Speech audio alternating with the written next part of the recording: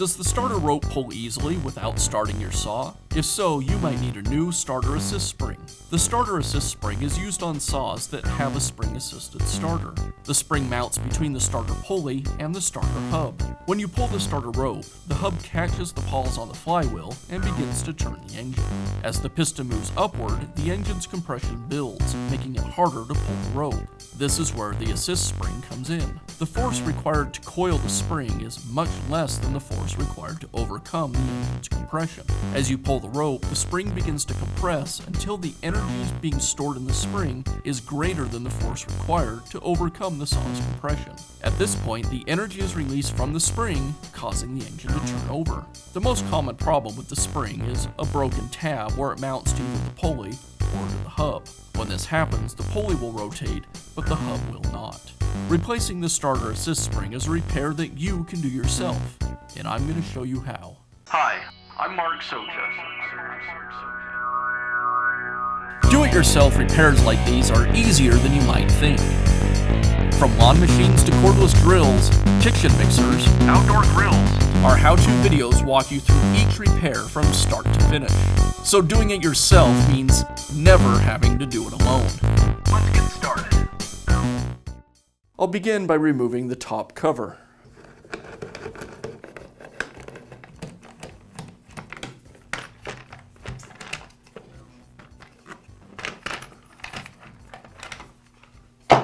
Next, I'll remove the starter assembly.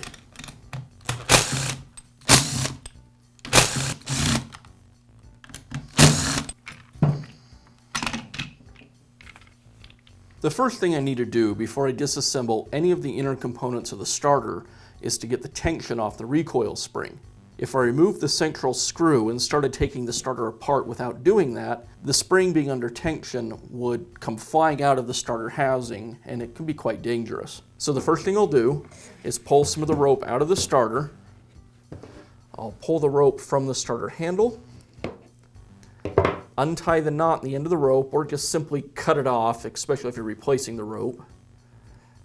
I'll go ahead and remove the handle from the rope, and now I'm going to simply just let go of the rope so that all the tension can come off of the recoil spring. Now remove the rope from the pulley.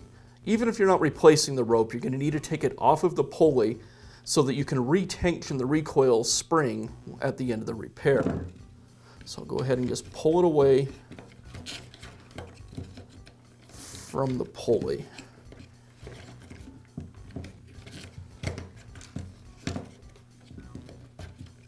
This screw secures the starter rope to the pulley. I'll go ahead and remove it. And now I can pull the rest of the rope away from the pulley. Now I can remove the central screw that secures the hub and the pulley to the starter.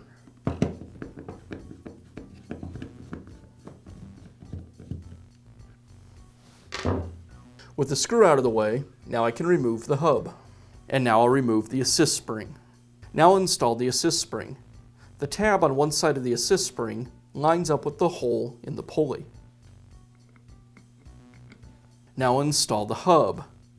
The hole in the hub lines up with the tab on the end of the assist spring. Now I'll secure the assembly using the shouldered screw.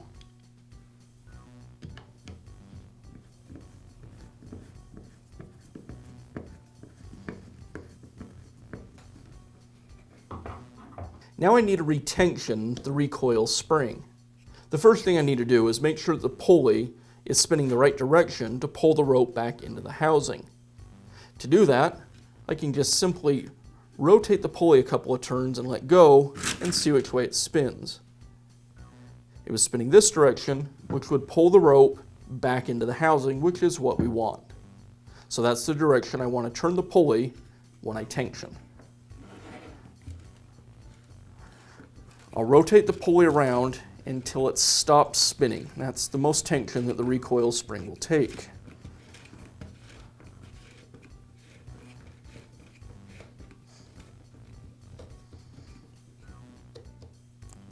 And it stopped there. So now what I need to do is rotate the pulley back around until the hole where the rope passes through lines up with the hole in the starter housing for the rope, right there. With this design of starter, the easiest way to install the rope is to go through the hole in the pulley,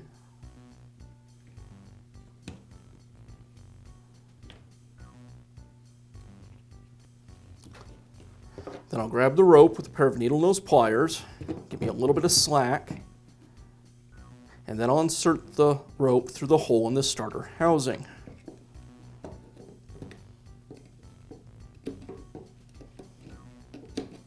I'll pull all the rope through the 2 holes until I have just a short tag end of about 2 or 3 inches. Now I need to secure the rope to the pulley. To do that, I loop the rope around, passing the rope underneath itself, and then tuck it down into those shoulders. With the rope passing underneath itself, it'll hold it more securely, and I'll secure it with the screw.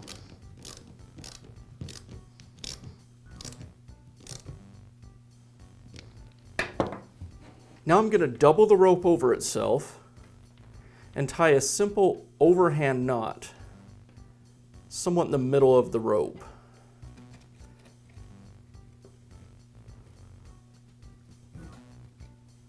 Now with that knot tied, I can let the rope recoil back into the starter and it'll stop when the knot hits the housing. Now insert the rope through the underside of the starter handle, comes out through the top, another simple overhand knot. Don't want too long of a tag end. I'll pull that knot up into the opening on the handle. And now I can remove the knot that we tied in the starter or in the rope at the starter housing and allow the rest of the rope to recoil into the housing itself.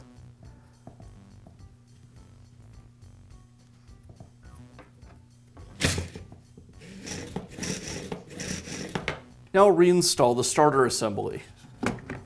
Give the rope a pull. This will rotate the starter over so that it lines up the hub with the flywheel pawls. Now I'll secure the starter with the screws. And now I can install the cover.